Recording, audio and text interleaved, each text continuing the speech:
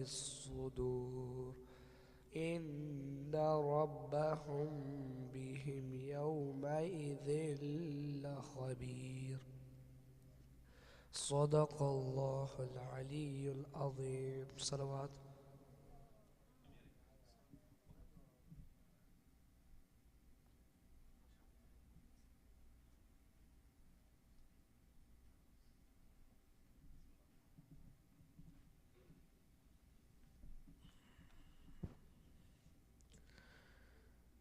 أعوذ بالله من الشيطان الرجيم. بسم الله الرحمن الرحيم. ألف لام را، تلك آيات الكتاب المبين. إنا أنزلناه قرآنا عربيا لعلكم تعقلون. نحن نقص عليك أحسن القصص بما أوحينا إليك هذا القرآن وإن كنت من قبله لمن الغافلين. إذ قال يوسف لأبيه يا أبت إني رأيت أحد عشر كوكبا والشمس والقمر رأيتهم لي ساجدين. قال يا بني لا تقصص رؤياك على إخوتك فيكيدوا لك كيدا إن الشيطان للإنسان عدو مبين.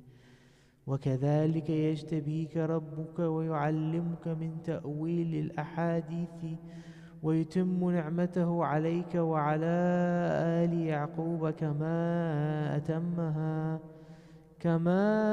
أتمها على أبويك من قبل إبراهيم وإسحاق إن ربك عليم حكيم. لقد كان في يوسف وإخوته آيات للسائلين إذ قالوا ليوسف وأخوه أحب إلى أبينا منا ونحن عصبة إن أبانا لفي ضلال مبين. اقتلوا يوسف أو اطرحوه أرضا يخل لكم وجه أبيكم وتكونوا من بعده قوما صالحين. قال قائل منهم لا تقتلوا يوسف وألقوه في غيابة الجب يلتقطه بعض السيارة إن كنتم فاعلين. صدق الله العلي العظيم. صلوا على محمد وآل محمد.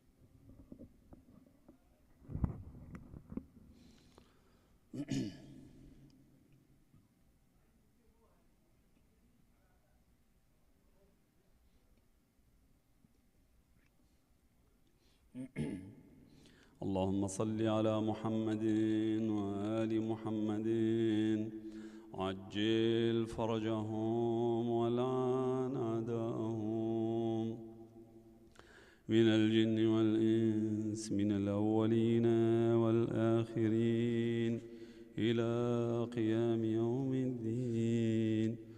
وعذبهم عذابا يستغيث منه أهل النار.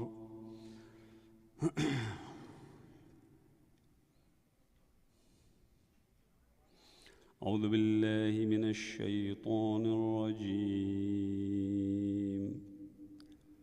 بسم الله الرحمن الرحيم.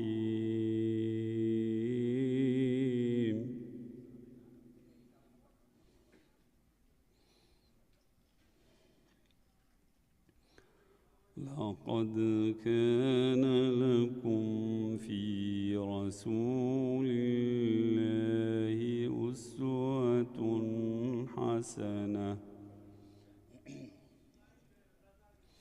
لمن كان يرجو الله واليوم الآخر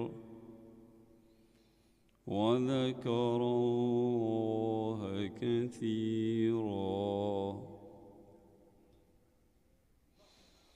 ولما رأى المؤمنون الأحزاب قالوا هذا ما وعدنا الله ورسوله وصدق الله ورسوله وما زادهم إلا إيمانا وتسليما.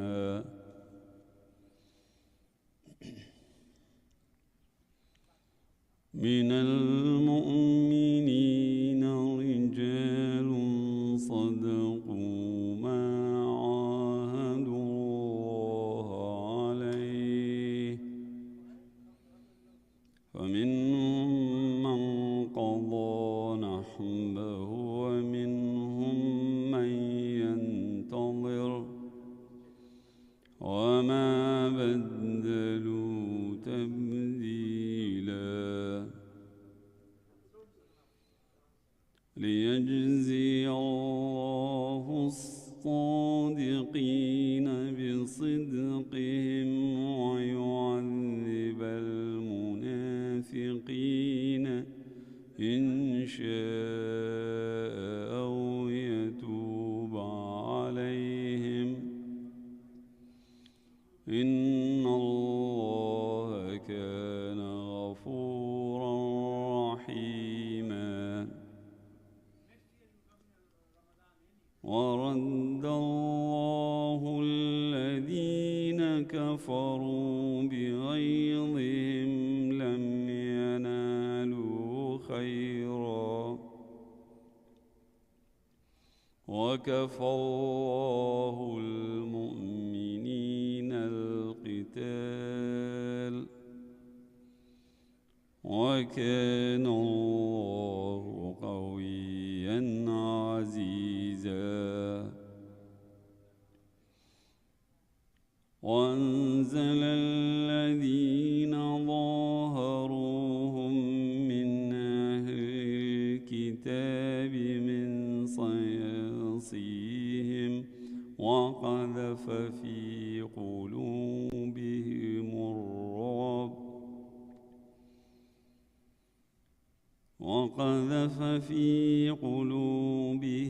الرعب فريقا تقتلون وتأسرون فريقا وأورثكم أرضهم وديارهم وأموالهم وأرضا لم تطئوها وكان الله على كل شيء قديرا. الله أكبر. بسم الله الرحمن الرحيم.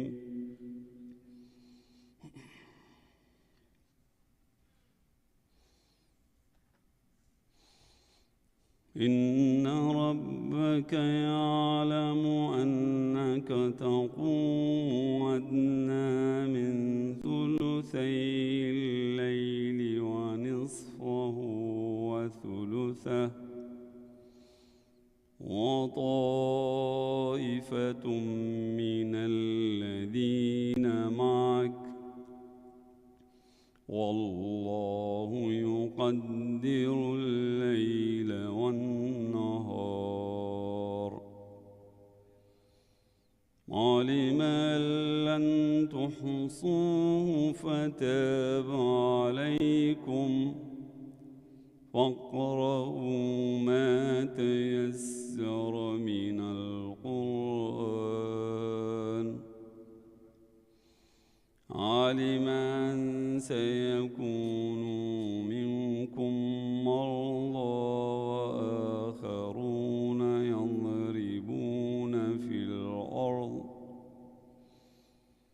وآخرون يضربون في الأرض يبتغون من فضل الله وآخرون يقاتلون في سبيل الله فاقرؤوا ما تيسر منه وأقيموا الصلاة وآتوا الزكاة وأقرضوا الله قرضا حسنا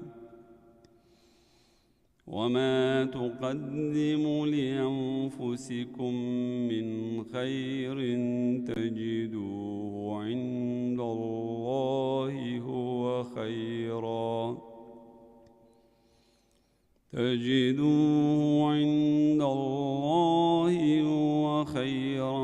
وأعظم أجرا واستغفروا الله إن الله غفور رحيم. الله أكبر. بسم الله الرحمن الرحيم.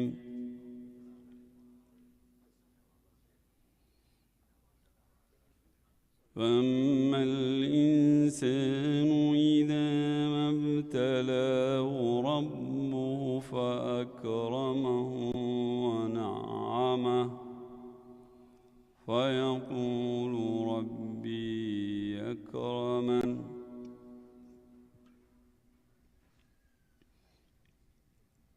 وأما إذا ما ابتلاه فقدر عليه رزقه فيقول ربي أهانن كلا بل لا تكرمون اليتيم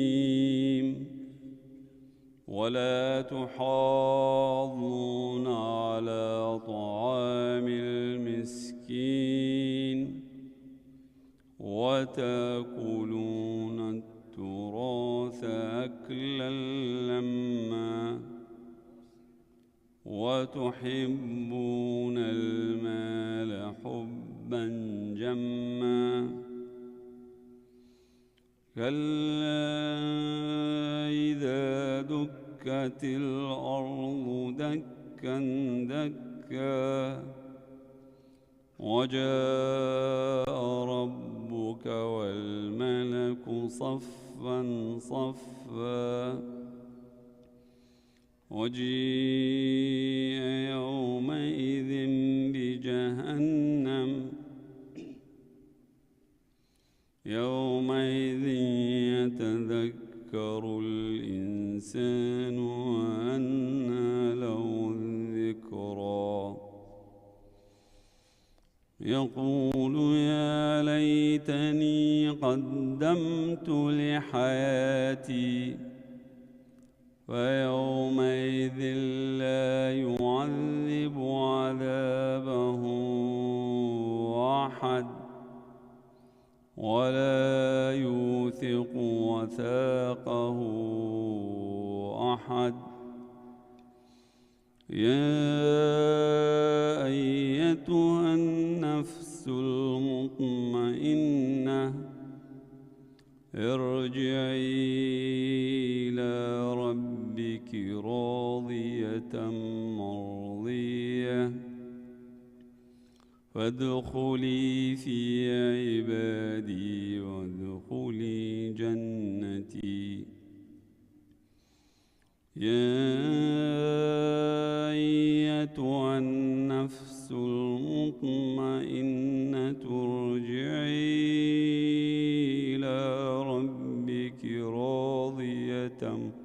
مرضية ارجعي إلى ربك راضية مرضية فادخلي في عبادي وادخلي جنتي. الله أكبر. بسم الله الرحمن الرحيم. ألم تر كيف فعل ربك بأصحاب الفيل ألم يجعل كيدهم في تضليل وأرسل عليهم طيرا أبابيل ترميهم بحجارة من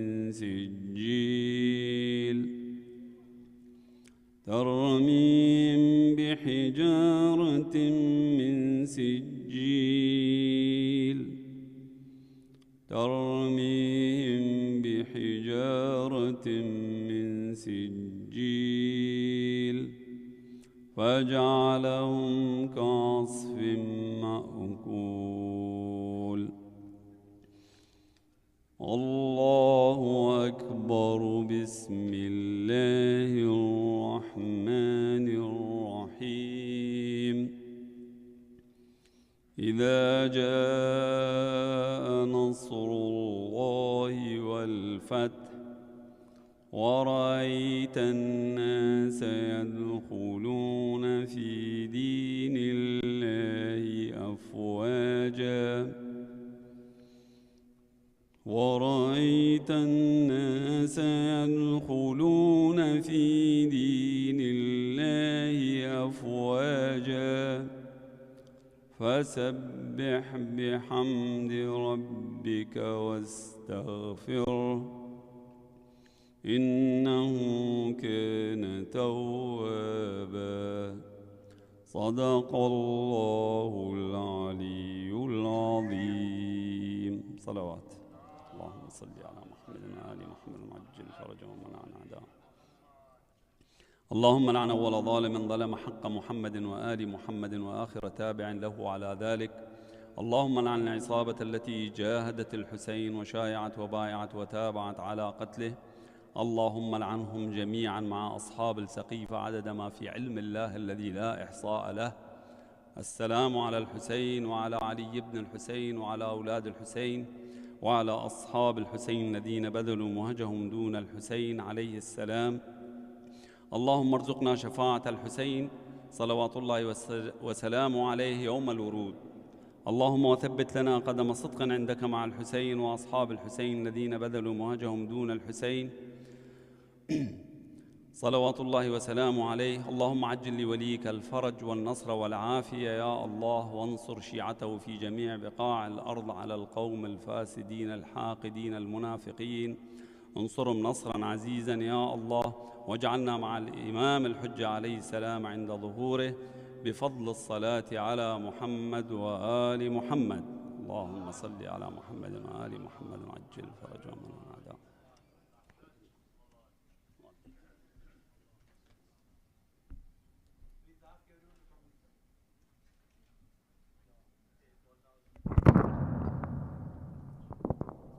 For everyone outside, could you please come inside and join us? I just wanted to take a second to thank Syed Ali for being here with us for the past 9 nights. We're very lucky to have him spread his knowledge and take such time to deliver such wonderful speeches. Tonight he'll be sharing with us the spirit of and the essence of Moharram and Majlis. Thank you all for being here with us, and may Allah accept your efforts. Please help me welcome Syed to the member with a loud salawat.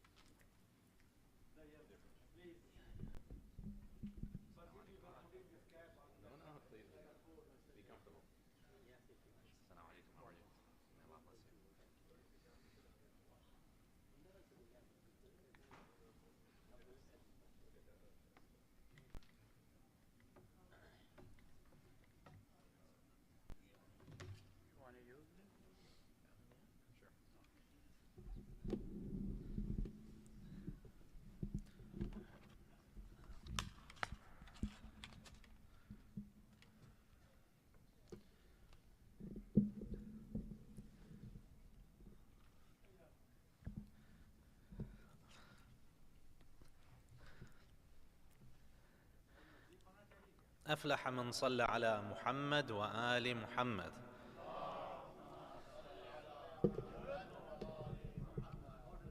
On behalf of the love of the Messenger of Allah, Habibullah, Rasulullah, صلوا عليه بأعلى الأصوات. اللهم صل على.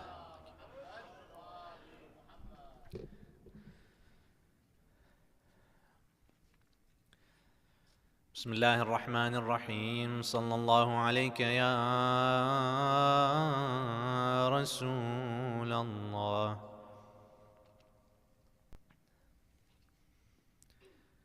صلى الله عليك وعلى أهل بيتك المظلومين.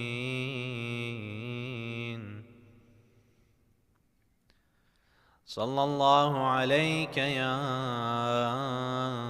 أبا عبد الله. يا رحمة الله الواسعة ويا باب نجاة الأمة. يا غريب يا مظلوم يا شهيد كربلاء. يا ليتنا كنا معكم سادتي فنفوز فوزا عظيما. قال الله تعالى في كتابه الكريم: بسم الله الرحمن الرحيم. ذلك ومن يعظم شعائر الله فإنها من تقوى القلوب. صدق الله العلي العظيم. Respected brothers and sisters, illuminate your hearts and minds and this majlis with the loudest of your salawat.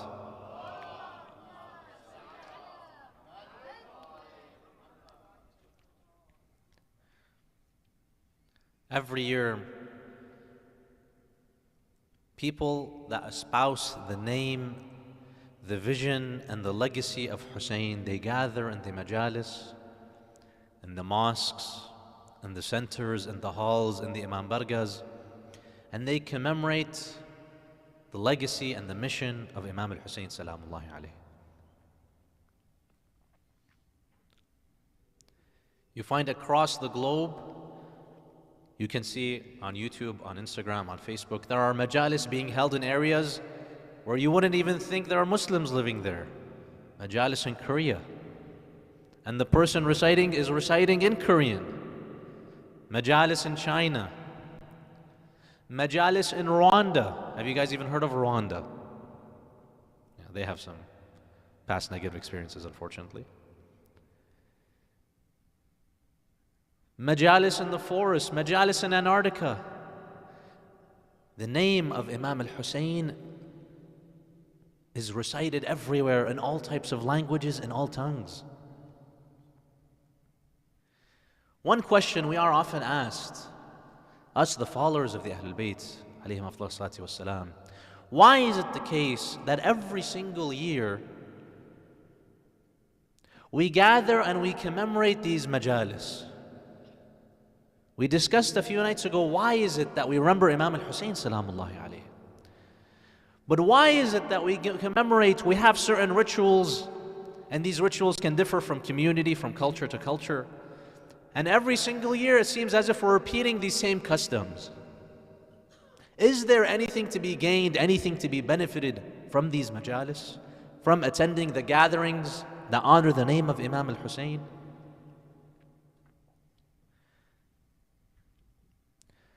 First, my dear brothers and sisters, for you to be able to attend a majlis, for you to be able to attend a gathering where the name of Imam al-Hussein salamullahi alayhi is espoused, there is dhikr being done, know that first of all this is a privilege.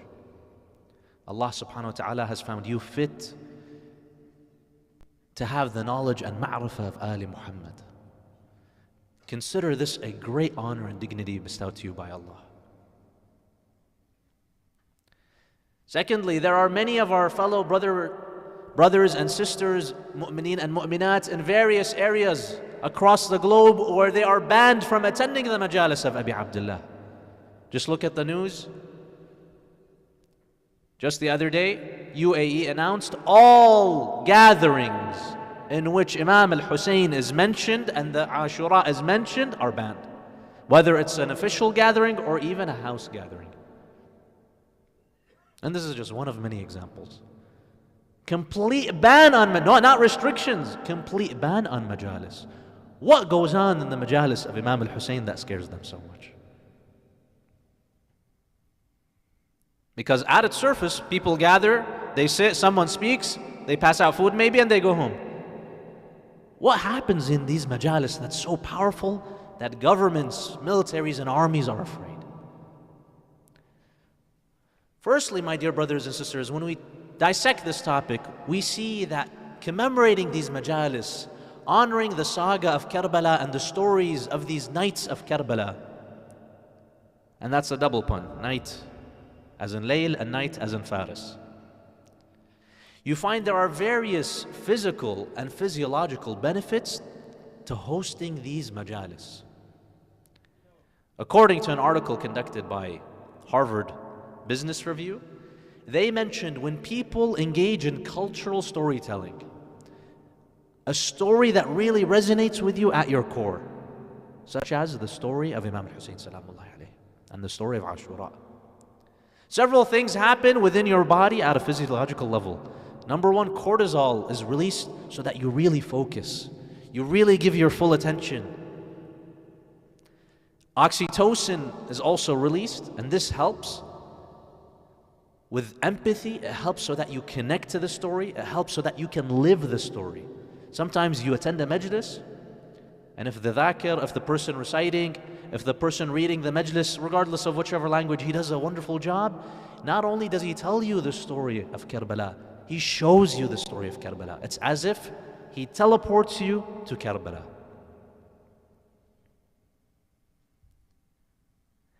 And third, dopamine is also released. So there's a variety of things that go on within your own body at a physiological level when you listen to these powerful stories.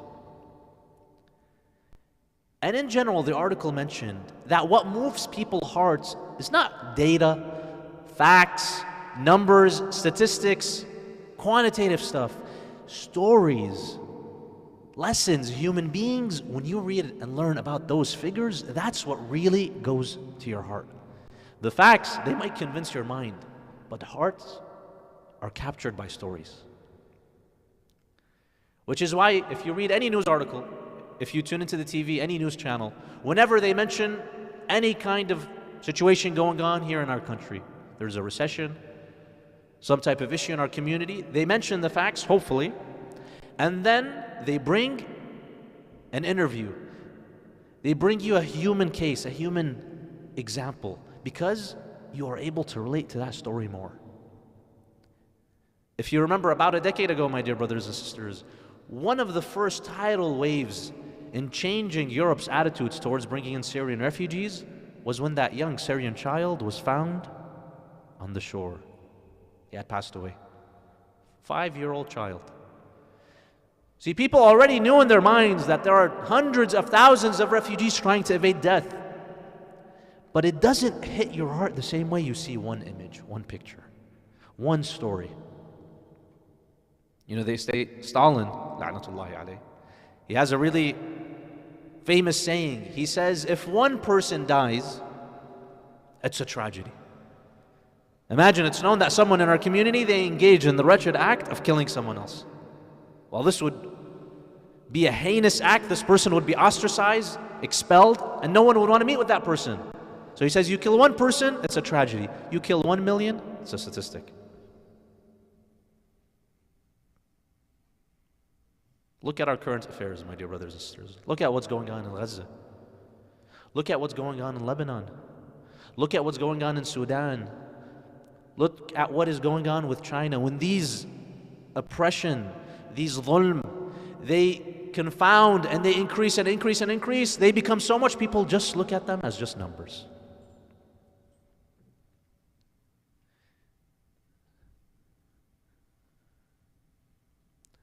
My dear brothers and sisters, I remember I read an article and it really shook me to my core. This was in southern Lebanon. Israel had just struck an apartment building. There was a neighbor, he heard the explosion. His sister lives in that apartment building. He says, so I went and we saw the entire apartment building had collapsed, multi-stories, flattened. He says, the emergency rescue workers, they came, they brought the cranes, they started separating the rubble, figuring out where are the survivors. He says, we removed enough rubble until I started hearing a voice. He says, from underneath that rubble, I heard the voice of my sister. She's trapped beneath. He says, we're working 24/7, we're moving that rubble, but because we don't have proper equipment and we don't have enough help, it's very slow.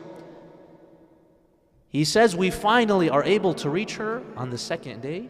He says, by that point, her voice had stopped. When we finally uncovered her, she had passed away. And he says, during that day, as I'm using my hands, others are using equipment to remove the rubble, I just hear her cries and her cries and her cries. An elderly lady who should be living her final hours in dignity with her family, with her children in love, she's buried beneath the rubble.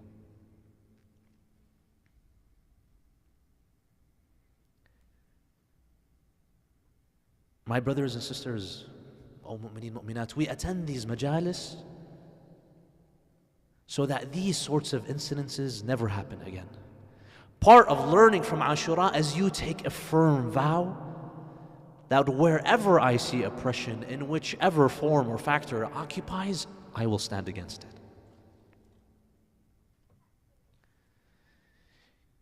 Secondly, you find within the Holy Quran, the Quran uses an approach in teaching called the didactic method, meaning it'll mention stories, and the goal of mentioning these stories is to impart a moral lesson, an akhlaqi lesson. You find when the Quran wants to narrate an example of pure tawakkul in Allah Azza wa Jal, where you know that all these causes on earth, these are the visible causes, the real cause of everything is Allah Azza wa Jal. How does Allah illustrate this example? He does ilham, He reveals to the heart of the mother of Prophet Musa, place your son in the river. Now what kind of mother has the heart to let go of her son? Usually, especially a first-time mother, when they have their first child, they're so hesitant, they don't even want to give their child to their own mother, or to the mother-in-law, or to any other guest that comes. They want that child safe and protected with them. Now she has a sense from the divine will to place this baby in the river, this raging current. But she has tawakkul in Allah Azza wa Jal that this child will return to her. She places her son, Prophet Musa salamullahi alayhi, in the river. He ends up at the palace of Fir'aun, and Allah placed the love of this young infant in the hearts of Fir'aun and his wife. They adopt him. They need to find a nurse for him, to feed him. He's refusing everyone in the palace. The sister of the mother of Prophet Musa, she works in the palace. She says, let me introduce you to someone who may be of assistance. She brings her sister, and that mother is reunited with her child. Pure tawakkul of Allah Azza wa Jal, illustrated through the story of Prophet Moses. You find when Allah Azza wa Jal wants to really give you vivid imagery of sabr, He uses the example of Prophet Yunus, peace be upon him. Prophet Yunus, one of our great prophets, he would preach and preach and preach and preach to his community, and they would respond by closing their ears. They would insult him. They would make a mockery of him, until finally Prophet Yunus, he's had enough. Not only is he doing community service, he's helping these people. Not only are they not thankful, they refuse him, they reject him, and they make a mockery of him. So he finally says, I have enough. And he makes dua against his community, and he leaves. He heads to the shore. He boards a ship. And then that night is a devastating night. The waves are insane. The storm is powerful. Nabi Yunus, he is thrown from the ship and he falls into the mouth of the whale. Now imagine, my dear brothers and sisters, you're in the pit of a whale at night in the depths of the ocean, 3 layers of darkness. Who do you turn to?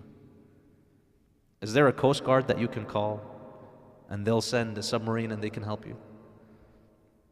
Is the mayor of your city, is he able to help you? Your parents, can they help you? Your money, is this one time where it can help you? Your yacht, is it able to help you in this situation? There is only one person that can help you. Allah Azza wa Jal. Prophet Yunus says, La ilaha illa ant subhanaka inni kuntu min al-zalimin. And then Allah responds, فَاسْتَجَبْنَا لَهُ وَنَجَّيْنَاهُ مِنَ الْغَمِّ وَكَذَلِكَ نُنْجِي الْمُؤْمِنِينَ. Prophet Yunus, he placed his heart towards Allah, Allah accepted of him, and Allah saved him. The whale spits him out on the shore. He's very weak, he's frail because he hasn't eaten, drank anything in 3 days. There's a heavenly plant waiting for him. He takes one bite and all his energy is restored. See, the Quran is not a book of philosophy. It's not a philosophy textbook. You read it, point number 1, point number 2. The Quran has this beautiful rhythm and beautiful flow. And many of these wonderful akhlaqi and moral lessons are communicated through stories.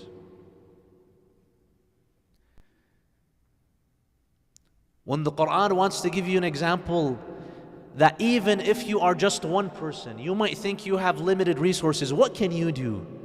But you still are able to change the world if you have Allah on your side. Allah uses the example of Fir'aun and Prophet Musa. What can one man with a lisp do against a man seen by his community as God? He has the strongest army in the universe at his time. He was the wealthiest emperor and pharaoh of his time. And yet one man with the will of Allah was able to overcome him. At the end of the day, Musa traversed the ocean and Pharaoh was at the bottom. These are lessons, my dear brothers and sisters. Even when it comes to something like Tawheed, the Quran could have mentioned the cosmological argument, the teleological argument, bring in philosophy as to why Tawheed is proper. The Quran mentions a very simple example. Prophet Ibrahim, he tells his stepfather, he says, why do you believe in this nonsense? Now his stepfather is taken aback. He says, what? These are our gods? My forefather and your forefather's gods. Of course we have to accept. But Ibrahim says, if tradition doesn't make sense, why am I bound to it? When I see these statues, these pieces of rocks that can't do anything, I'm not only expected to revere them, I have to consider them God. They say one of the companions of Rasulullah during his Jahiliyyah days before he converted to Islam, he was a mushrik. So one day he used date palms. He used dates to construct a small idol and he started worshipping it. Half an hour later he got hungry, he started eating those dates. Prophet Ibrahim, while everyone is sleeping, he goes, he destroys the idols and he places the ropes on the large idol. They come in the morning, they say, who did this? Prophet Ibrahim says, the big one, the powerful one, the mighty one, the mighty God. They say, what? Rock? This piece of stone can't do this. And therein lies the lesson. We rely on a piece of stone, on a piece of rock for our hopes, our dreams, our aspirations, when you don't even think it can move. My dear brothers and sisters, on a small level, we all do small shirk. I think this beautiful watch is going to bring me happiness. This is going to bring me sukoon. This is going to bring me sakina. I think if I do a large walima for my son, and I bring the best food, I bring the best entertainment, the best Bollywood dancers and singers, then mashallah, I'll be happy. I think if Taylor Swift, she's in town, I attend her Majlis, I don't know if we call it a Majlis or something else, then maybe that will make me happy. We place our hopes in these false idols. The Quran comes and very beautifully conveys these messages through various stories. Rasulullah sallu alayhi ba'ala al-aswat.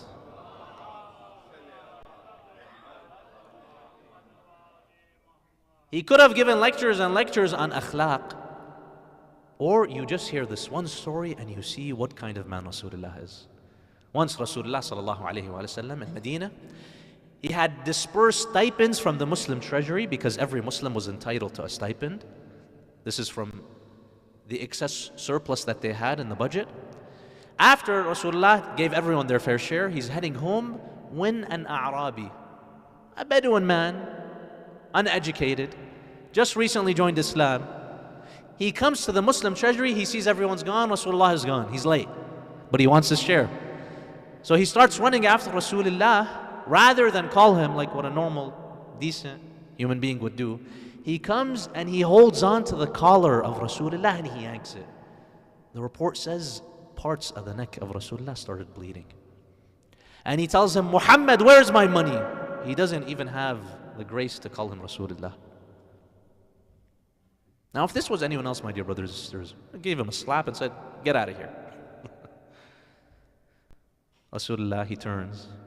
He says, what do you need? He says, where's my share? He says, we had passed out the stipend today. He says, I was late. Rasulullah says, no problem, come with me. He goes back to the Muslim treasury, he unlocks, he opens, he gives him his fair share, and he heads back home. That night, according to reports, this verse was revealed. Bismillah ar-Rahman ar-Rahim, وَإِنَّكَ لَعَلَى خُلُقٍ عَظِيمٍ. And verily you have the highest of moral character and akhlaq. One small incident, over 1,000 years ago, but we learn, we hear the story, and we get the best moral lessons ever offered by mankind through the character of Rasulullah sallallahu alayhi wa alihi. Allahumma salli ala Muhammad.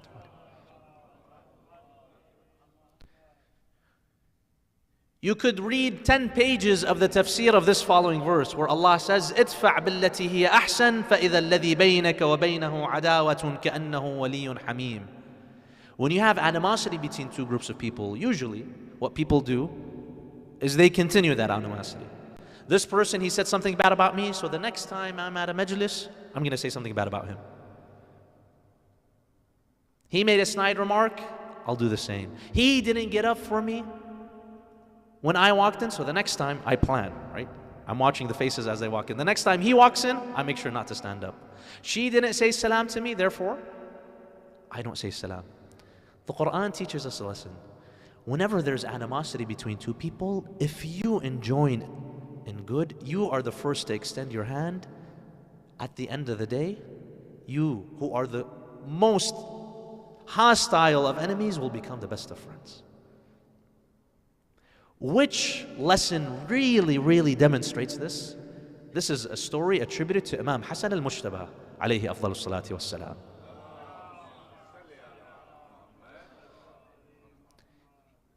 He's in Medina, the city of his grandfather Rasulullah. A man from Sham, from the Syrian region, from Damascus. He's visiting Medina. He looks at Imam al-Hassan. He says, are you Hassan ibn Ali? He says, yes.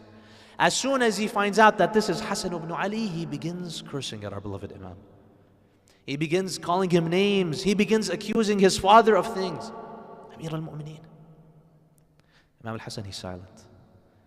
Now this guy, he doesn't know whose turf he's on. He's in the city of Rasulullah and he's insulting the grandson of Rasulullah. Imam al-Hassan, with the respect that he had and the stature that he had, he just raises his hands. Everyone in Medina will come and teach that guy a good lesson. Imam al-Hassan, he waits until that guy is done. He says, oh man, where are you from? You seem not to be from the people of Medina. He says, I'm from Sham. He says, if the things you have said are true, may Allah forgive me and my father. And if the things that you say are not true, may Allah forgive you. If you're a stranger and you have nowhere to go, there's no hotel in Medina at the time. If you have nowhere to go, come be my guest. If you have no food, I'll have food prepared for you. If you don't have new clothes, I'll have clothes prepared for you. This man is stunned. Now he came to the Imam, he wanted to fight. He sees this reaction, it was unexpected. So at first he's embarrassed, because he thought the Imam was going to start cursing him as well and the people of Sham. He sees this and this just tranquilizes him. So then he places his head down. He says, now I understand from this one time I've met you that everything I've heard in Sham about you and your father is false. And according to the report, he looks at Imam al-Hasan and then he says, Ashhadu anna Muhammadan Rasulullah wa annaka waliyullah. Look at the akhlaq of Imam al-Hasan with one incident. How he turned someone that was cursing him into a follower in just a few mere minutes. So these are lessons, my dear brothers and sisters, for us. Thirdly, my dear brothers and sisters, these majalis that we attend, they're a form of social cohesion and unity amongst the followers of the Ahlul Bayt. The majalis of Abi Abdullah, we gather so that we share in these same values of righteousness, of haqq, of tawakkul, of taqwa. We support one another. You find the majalis are where we raise our children. Some places they're very picky about if children are allowed to come or not allowed to come. Now, of course, we can plan our programs in various ways, have proper and effective children programming, but if we bar our kids from coming to the majalis, how do we expect this torch of Imam al-Hussein to continue on to the next generation? We have to offer them the space for them to learn the values of Abi Abdullah. The majalis of Abi Abdullah, my dear brothers and sisters, are places of immense barakah. Once my respected grandfather, Ayatollah Syed al-Qazwini, he's in Kuwait. When a man approaches him, he says, Sayyidina, I want to tell you a story. He says, go ahead. He says, I have a majlis that I conduct and I sponsor 10 nights every single year during Moharram. And he says, last night I saw a unique dream and I just wanted to share this with you. He said, what was your dream? He says, I saw myself in my majlis. He says, I'm seated and usually I pass out rice, I pass out some types of food and we have some tea. I bring someone that does the dhikr of Muhammad and al-Muhammad and everyone goes about their time, goes about their day. He sees himself stated in his dream. He says, on the chairs behind there, where usually the elderly would sit, I see two figures I don't recognize. He says, I walk closer, and he says, subhanAllah, somehow in me, I knew that these two shining individuals, they had such nur I had never seen in my life. One was Imam al-Hussein, salamullahi alayhi, and the other was Abu al-Fadl al-Abbas.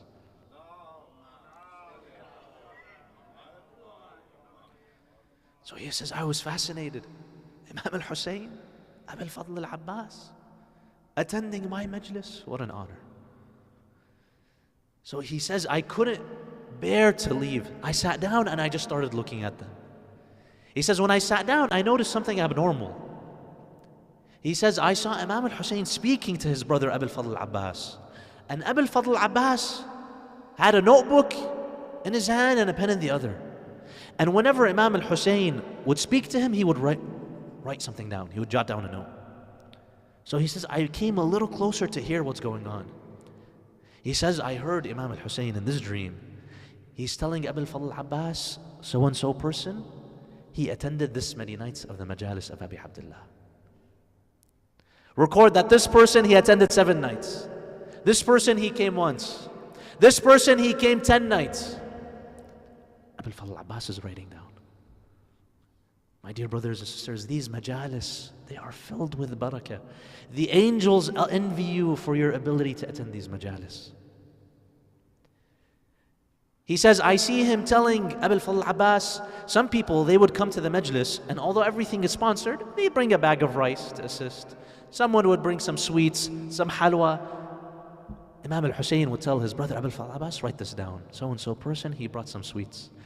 He brought a box of dates. He bought a bag of rice, recording every single thing. He says, I even listened to Imam al-Hussein record that this person was the first to come to the majlis.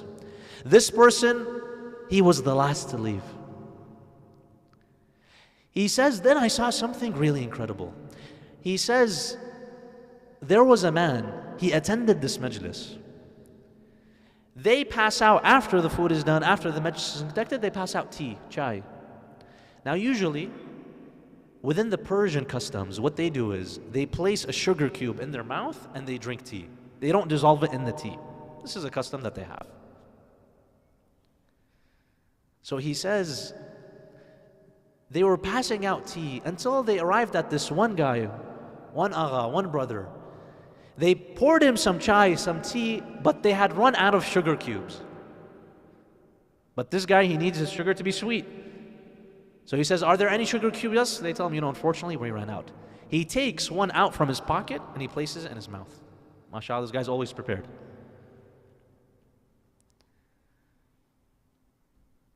According to this dream, Imam al-Hussein looks at Abu al-Fadl al-Abbas and he says, write down that so-and-so, he gave one sugar cube for Abi Abdullah al-Hussein. Now the guy narrating the dream, he says, Abu al-Fadl al-Abbas, he looked up. He said, oh my Sayyidi wa Mawlai, it's just one sugar cube. And besides, he didn't offer it to someone else. He consumed it. It's not like he donated it. Imam al-Hussein looks at his brother. He said, yes, he's the one that consumed it. But this was during the majlis of Abi Abdullah. And so even that small amount matters. One sugar cube that you drink during the majalis. My dear brothers and sisters, know that by you attending here and by vowing to install and instill within us the values of Ashura and the values of Karbala and applying them in our daily lives, you are continuing the legacy of Abu Abdullah. You make Abu Abdullah proud. That you attend his majalis, that you learn and you go and you apply them in your daily lives. And third and lastly, my dear brothers and sisters, these majalis are historically where the followers of Ahlul Bayt have gathered in the most difficult of circumstances, under the most extreme oppression, and this is where they preach the values of haqq and batil, where they differentiate what is truth and what is falsehood, what is good and what is evil. This is where generations of followers of Abi Abdullah have been trained.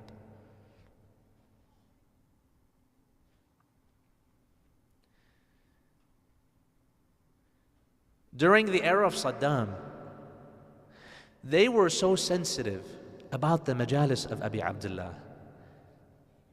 It said that every single majlis would have a spy so that they would see what are these people discussing.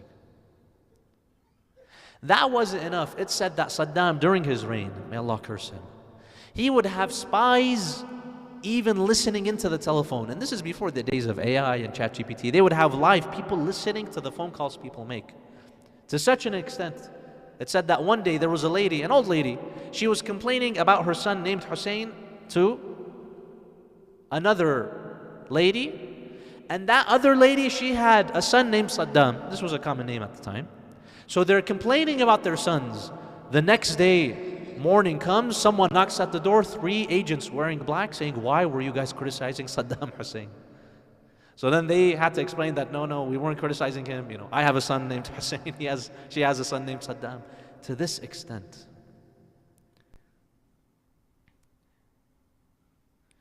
In Iraq, you can go today and there are areas that are called mass graves.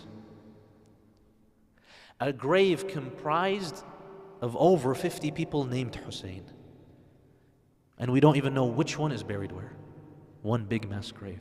What is it about Hussein that makes these people so afraid? Why are right now the majalis of Abi Abdullah being banned? What scares them about these majalis? My dear brothers and sisters, if it wasn't for the sacrifice of Imam al-Hussein, Islam would have been lost. The reason we commemorate these nights of Muharram every single year is not because we want to start a new sect of Islam, it's so that we want to keep Islam alive. After the events of Siffin and after the events of the martyrdom of Amir al-Mu'mineen, Muawiyah, he took the mantle of Khilafah. He had sent the Muslim army to some faraway countries to fight. According to historical reports, Muawiyah had to send some preachers to teach his Muslim army how to do wudu. They didn't even know how to do wudu. In the few years after Amir al-Mu'mineen, this was the quality of the Muslim Ummah. Now you'd imagine these were fighters, mujahideen. These should be the top of the top, the cream of the crop. the most pious Muslims, they can't even do wudu properly. And if you can't do your wudu properly, what happens to your prayers? So these preachers, they went to the battlefield, they saw these people, that's their knowledge of Islam. They can't even do wudu properly. If this was to continue, my dear brothers and sisters, this manhaj, this seerah of Muawiyah, and if Yazid was going to exacerbate this issue, within a few years, within a few decades at most, Islam would have been gone. Yazid himself says it. لعبت هاشم بالملك فلا خبر جاء ولا وحي نزل. All this Khilafah business, this is just a game by the Prophet and Banu Hashim so that they can gain political power. There's no such thing as God. There's no such thing as Allah. There's no such thing as the Quran. There's no such thing as revelation.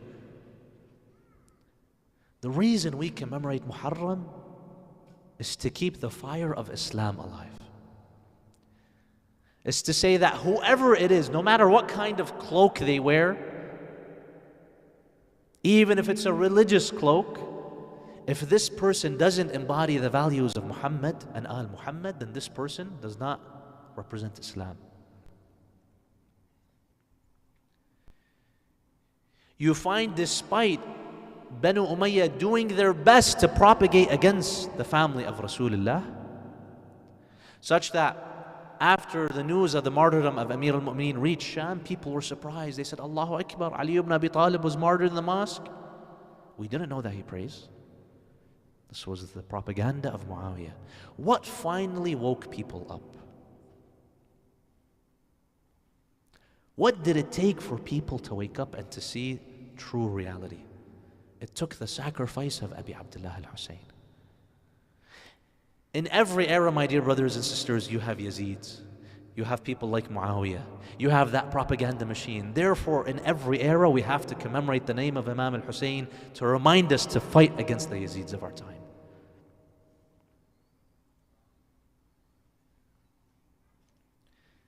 Thus, my dear brothers and sisters, for Islam to reach us, this valuable religion of Al-Muhammad, it took many sacrifices. Imam al-Hussein knew that if the status quo was to be kept within a few short decades, 2-3 generations at most, Islam would have been gone, evaporated off the face of the earth. So he knew to save the religion of his grandfather Muhammad, he had to make a big sacrifice. And Imam al-Hussein offered the greatest of sacrifices. The reason Ashura resonates with us today is that it's a story where the epitome of good faces off the epitome of evil. One camp on the night of Ashura, they're dancing. They're engaged in all sorts of debauchery. The other camp, they're engaged in tahajjud, in tajweed, the dhikr of Allah Azza wa Jal. One camp, you have people that don't hesitate to even kill children.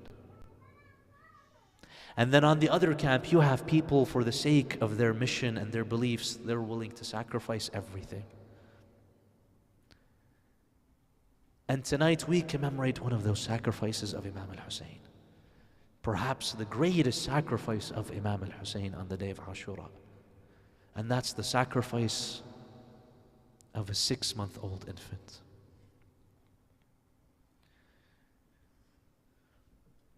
My dear brothers and sisters, it's true, life is nuanced. Not everything is black and white, there is gray.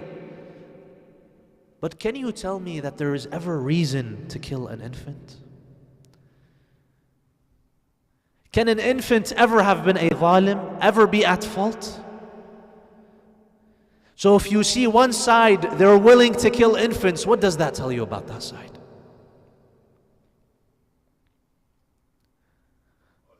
On the day of Ashura, Imam al-Hussein, he sees the sands of Karbala.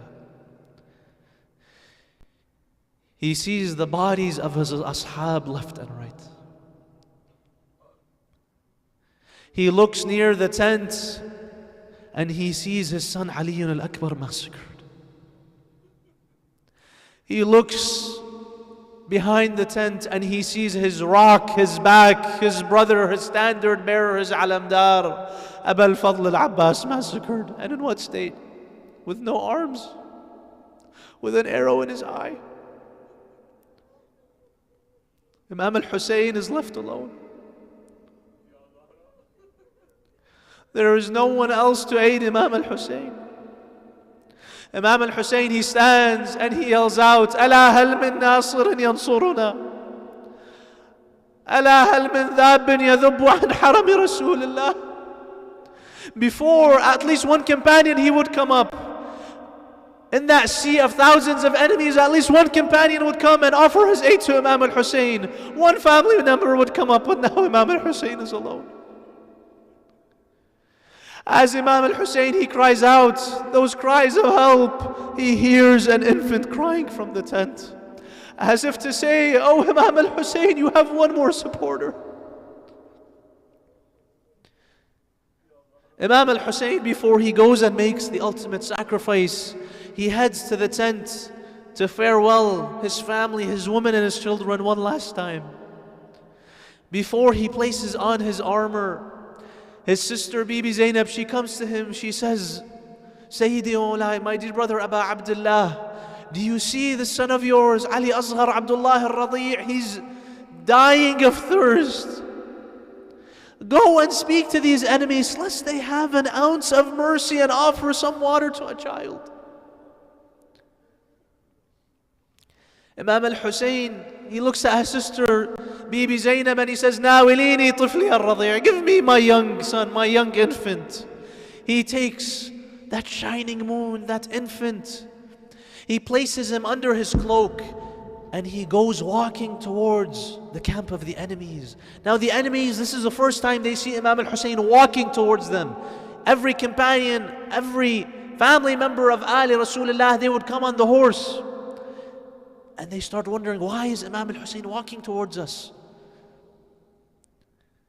He nears the camp of the enemies until he's very close, and he exposes his garments.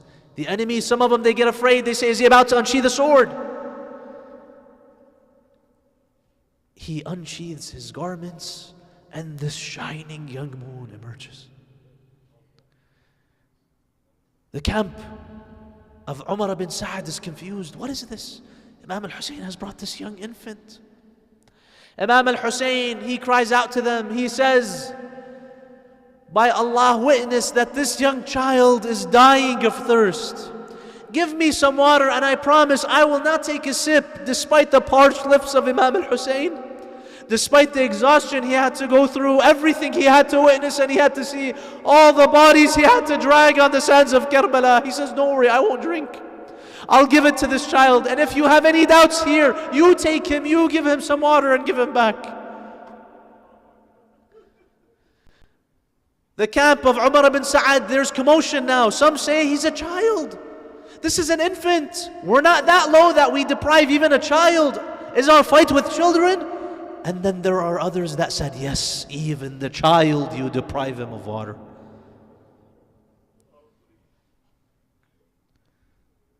These two camps, they're fighting. One says, give him water. One says, don't give him water. When Umar bin Sa'ad, he looks at that cursed enemy of Allah, Harmala. He tells him, Ya Harmala, iqta' niza' al-qawm. He says, oh Harmala, quell this commotion, this chaos. According to the reports, Al-Mukhtar al-Thaqafi, oh believers, when he later avenged the killers of Imam al-Hussein, he captured Harmala. He says, you cursed fiends, do you not have any heart killing the family of Rasulullah on the day of Ashura? Did your heart not break? Harmala said, yes, there was one scene that did break my heart. He says, when Umar bin Sa'ad, he told me, اقطع نزاع القوم, I took out an arrow with a three-headed spear. He says, I used to use this to kill lions and beasts. He says, I prepared my bow, and he says, I shot it straight. He says, at first I didn't know where to shoot. I asked Umar bin Sa'ad, who do I shoot? He looked at me and he says, أَمَا تَرَى بَيَاضَ عُنُقَهُ, Don't you see the whiteness of that young child's neck? That's your target. He says, I shot that arrow and it pierced the head of this young 6-month-old infant and it immediately decapitated him. He says, the moment that broke my heart was after I massacred this young infant. He broke his hands free from the swaddle and he began hugging his father, Imam al-Hussein. He says, when I saw that broke my heart. Imam al-Hussein, he came to request some water. Instead, he receives a 3-pronged arrow. He looks at his young son decapitated, the blood flowing. He carries some of that blood, he throws it towards the skies and he says, what gives me solace, oh Allah, is that you are seeing this. Ya Allah, khudh hatta tarda. Oh Allah, take until you are pleased. I offer you this sacrifice. Imam al-Hussein, he carries that young child. He comes back to his tent. But he doesn't go to the inside of the tent because how can he meet his wife? How can he meet Bibi Zainab? He was supposed to get some water. He has a 3-pronged arrow. According to the report, he goes to the back of the tent. He uses the tip of his spear to dig a grave. And all believers, it was a small grave. He digs a grave and he buries his 6-month-old infant Aliyun al-Asghar.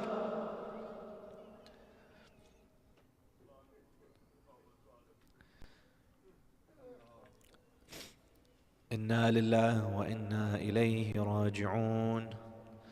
فسيعلم الذين ظلموا آل محمد أي منقلب ينقلبون والعاقبة للمتقين. O believers, by the honor of this night, the night of the 10th of Muharram, know that if your conviction in Aba Abdullah is strong, your du'as will not be refused. Know that your hajat will be answered. There is one report that says whenever a group of believers, mu'mineen and mu'minat, gather and they make the remembrance of Imam al-Hussein, there is another person that's also in attendance. And that's his mother, Bibi Fatima. She comes and attends. And as we are crying for Abi Abdullah, she also laments Abi Abdullah. As we do the ma'tam and the latum of Abi Abdullah, she's also doing the latum and ma'tam of Abi Abdullah.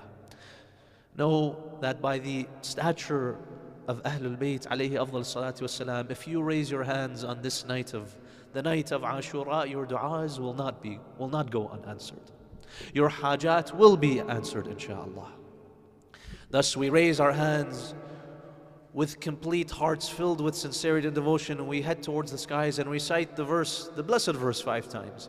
Bismillahir Rahmanir Rahim. أَمَّن يُجِيبُ الْمُضْطَرَّ إِذَا دَعَاهُ وَيَكْشِفُ السُّوءَ أَمَّن يُجِيبُ الْمُضْطَرَّ إِذَا دَعَاهُ وَيَكْشِفُ السُّوءَ.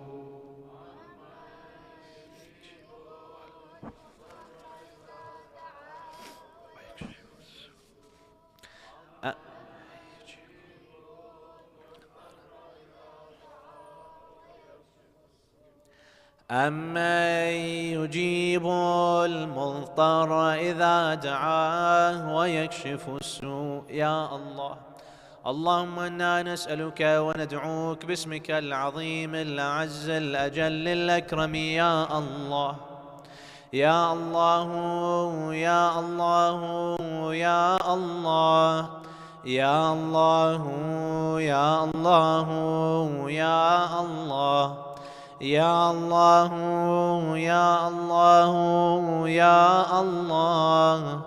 Oh Allah, grant us the shafa'ah of Muhammad and al-Muhammad. Oh Allah, grant us the ziyarah of Imam al-Hussein in this dunya. Oh Allah, grant us the ziyarah of the dome and the shrine of Imam al-Hussein. Oh Allah, grant us his shafa'ah in the akhirah. Oh Allah, send your ease and your rahmah and your mercy upon our loved ones, our departed ones. Oh Allah, grant us your shifa for all of our loved ones who are afflicted with all types of illnesses. O Allah subhanahu wa ta'ala, we ask you by the night of Ashura, the night of the 10th of Muharram, send your ease all across the Muslim world. O Allah, we ask you to stop this corruption that has been spreading across the globe. O Allah, with full hearts, full of sincerity and devotion, we ask you for the hastening of the reappearance of the Hujjah. We ask you to make us amongst the sincerest and most devoted companions of the Hujjah.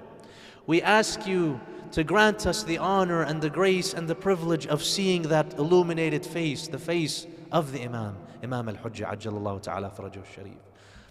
There is one hadith, my dear brothers and sisters. This hadith, when you read it, it shakes you to your core. This hadith says on the Day of Judgment, when Allah subhanahu wa ta'ala is echoing out divine justice and divine mercy, there is one group of people that have a special status. They're standing, these are the followers of Abi Abdullah al-Hussein. When they see a figure approaching them from the skies, it's Imam al-Hussein perched on a throne. And they look at that mesmerizing face, the face of Imam al-Hussein. Then there comes a divine call, O believers, O followers of Imam al-Hussein, you are now free to enter heaven. You are free to enter Jannah. And yet no one moves. One of the angels, he comes down, he descends, he says, why are you not moving? The gates of heaven are now open. This is the desire of every believer. One of them responds to the angel, he says, we're too occupied looking at the face of Imam al-Hussein. Oh Allah, grant us to be companions of Imam al-Hussein in the hereafter. Grant us his shafa'ah in the akhirah, and grant us his ziyarah in this dunya. May Allah subhanahu wa ta'ala protect all those zuwar visiting Karbala right now on the Ashir, the 10th of Muharram. Protect them during this upcoming Arba'een season. Protect the followers of Al Muhammad wherever they may be across the globe. And for the sake of our marhumeen, our loved ones, those who have departed, those who have attended these majalis, and inshallah we have the tawfiq of continuing this annual tradition of attending the majalis of Abi Abdullah. For their sake, let us all recite Surah Al-Mubarakat Al-Fatiha. Before that, a loud salawat ala Muhammad wa ali Muhammad.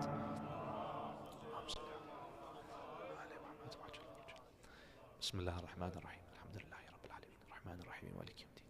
Iyyaka na'budu wa iyyaka nasta'in. الصراط المستقيم صراط الذين أنعمت عليهم غير المغضوب عليهم ولا الضالين بسم الله الرحمن الرحيم قل هو الله أحد الله الصمد لم يلد ولم يولد ولم يكن له كفوا أحد.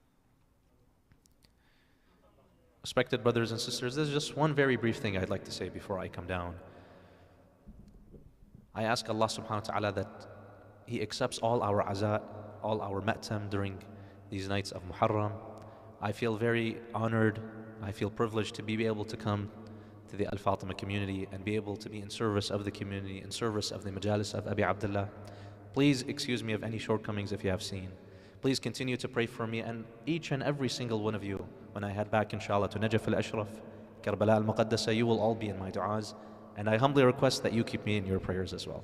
Assalamu alaikum wa rahmatullahi wa barakatuh.